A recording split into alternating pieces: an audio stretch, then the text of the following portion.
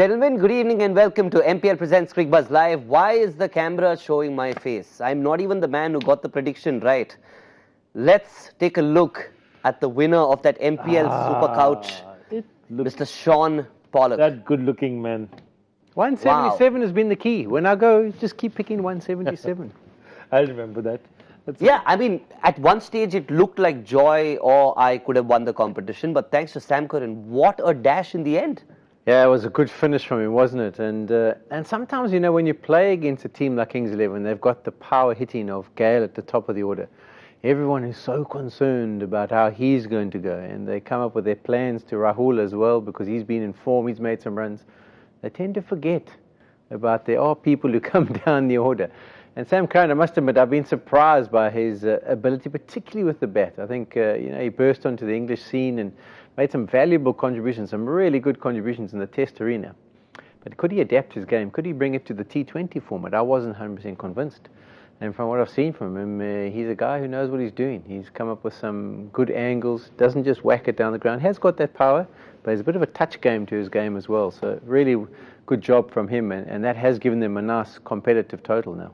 Joyda, this is what we call an out-of-syllabus question in India, right? When you suddenly prepare for something and something else comes out. Absolutely. They thought that Gale and Rahul were the guys to hit them. Yeah. Who hit them? The Curran and the Curran. The Curran and the Curran. It's Nicholas Curran again, right then in the middle, just suddenly accelerated the game totally. Remember, they were just 28 in their first 5 overs, 2 wickets down, and you're saying, 140, 150, and Curran just went and whacked them. Look at that. 5.6 in the first 5, 11.2 at the time when guys normally slow down because, the field restrictions are removed. Then again 7.75 and then a spectacular finish. This is the most stop-start innings that you'll see. Very interesting, but, they dominated those 2 phases of play which are very interesting, 6 to 10 and 15 to 20. I'm very curious about what happens in a situation like this where it's so much stop-start. Is it the management from outside that tells them you need to go now, or is it the players in the middle who are just taking these calls? Well, you'd hope it's the players in the middle, maybe getting a few ideas from the management, but you have to back yourself out there. You have to be the one who decides when you are or aren't going to go. And that's why I think Curran did it pretty well. They were under a little bit of pressure. He kept losing wickets in and around his innings, but he still held his nerve, and then the big acceleration was obviously that last over. So he gave himself a chance, and to strike at 230 with those 7 4s and 2 6s, and that last over I think was 22 off it. That's a really well judged strike rate from him, and also innings from him, because he's not that old. He's not that experienced at this format. And if someone like Mahendra Singh Dhoni had done that, we'd be sitting here going, there it is again, brilliant, what a man, what a timing and everything like that. For a young man to do what he did in this instance was impressive. 22 of the last over. Joyda, do you think the KKR bowling was just all over the place? No, it wasn't all over the place. That's a fact. I mean, Harry Gurney actually went for 19 in his first 3, and then he went for 22 in his 4th. Look again, Warrior did a decent job for them up front. Narayan is his usual, parsimonious self, not giving away too much runs, putting enough pressure. He got a run out because of pressure. Russell was a disappointment. Obviously, he didn't look as if he was bowling at his fastest. Yeah, something's wrong there. I think he's injured somewhere. Piyush Chawla got whacked. Nitish Rana, came into his 1 over. But the point about it is this is a bowling attack that Kolkata used to have a formidable spin bowling attack, a formidable slow bowling attack. This is an attack that's scaring nobody. One of the things that Kings 11 would have looked at and said, remember, we talked at the beginning that they don't have a very long batting lineup. But they would have looked at this bowling attack and said, if I don't want to lose wickets, other than Sunil Narayan, there's nobody out there who's going to get somebody out. They'll have to, get out trying to hit stupid shots. So even you see the guys who got out, Gale picked out a fielder, literally picked out a fielder in this thing. KL Rahul did the same. All these guys went out on shots, trying to hit shots, and Mandeep tried to hit them out of the ground. So the point of it is, this, after a long time, is a KKR team that's not taking wickets. And it's also reflecting in the kind of numbers they have, the kind of wickets their spinners have got, their fast bowlers have got. So that's your problem. See, in a situation like this, if Mumbai had 2-3 wickets down, you'd get a Bumrah over in, you'd get a couple of quick Hardik Pandya overs in, you'd have them by the jugular. Correct. Kolkata just doesn't have the attack to do that right now. It's not just the bowling. Do you also think the fielding in general, we're not talking about Rinku Singh who dropped a catch, poor guy, but the body language on the field, it somehow didn't feel like they're really in there together because Dinesh kept yelling at everybody on the field. Yeah, there was some. You could pick up that there was some issues there. I mean, the way they went about their business when bowling changes weren't or were made, and then at the strategic break there was some strong words that came from DK, and obviously he wasn't happy with his troops, maybe with their attitude, what they were bringing. And I do get the sense that it's been a bit of a problem for KKR throughout the season. They haven't been a camp that's totally behind the tactics that are being employed, totally behind the team that's been chosen. So there is a few issues on there, and despite that, they've managed to win, and they've got another opportunity to try and get the score tonight. But yeah, it doesn't seem that everyone's as happy as they could be, and you don't see those kind of things when you've got, for example, CSK or Mumbai on the field. They seem to be a team that's happier with what's going on, and they buy into what's been tried. Yeah, I think a part of it is the fact that you have a situation where Andre Russell has had not just good performances, but what you could almost say match-winning, dominating performances. That's right. Which is fantastic. I mean, it seems to you that that's a perfect thing that can happen to a team. But sometimes what happens is when your star player then is a star player at this point in time, and then he's saying that, I need to bat up the order, I need to do this, I need to do that. And wait a minute, for that you also have a captain who's been called a captain or been appointed a captain for a particular reason. Yeah. That his understanding of the game is probably more, his maturity is more to handle that situation.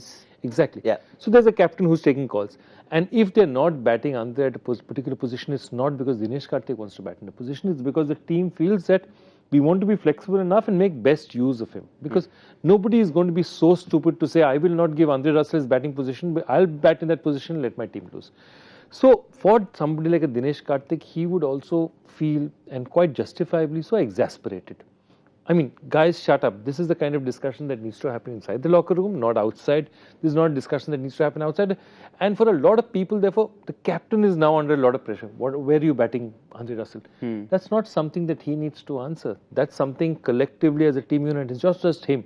It's him, it's a batting coach, it's a fielding coach, it's the entire think tank have got together and said, okay, this is how it's going to happen. And remember something, when a batsman comes out, no matter what happens, the entire dugout is there.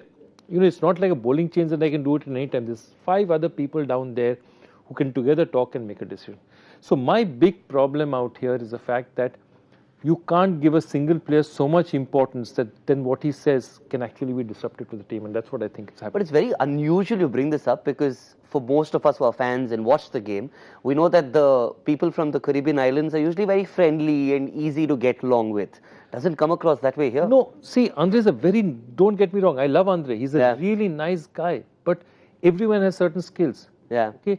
Maybe I can't hit like Andre Russell, but Andre Russell may not be able to do calculus.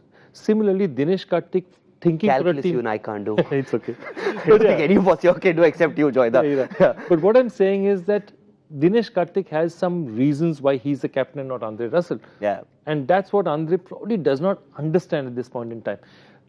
Don't get me wrong, he loves the team, he's doing enough for the team. It's just that sometimes he doesn't understand that what he's doing might be pulling the team in different directions, Yeah, and I mean, all teams have got their issues. Even your Real Madrids who are winning the Champions League, or Barcelona's, or whoever you are, even the World Cup winning teams, there's always the odd little issue where that's not your favorite guy and you don't really like batting in this position and you don't like bowling at that time. Those do occur.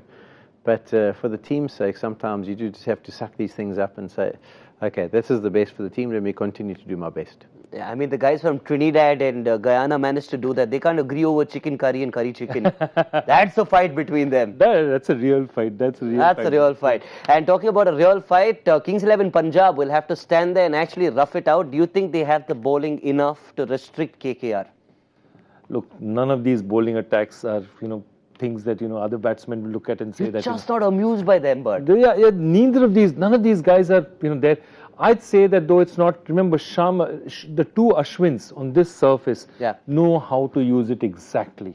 They'll know how to use it. So you have 2 overs of the Ashwin, 8 overs of Ashwin, 3 overs of Ty are going to be difficult to hit.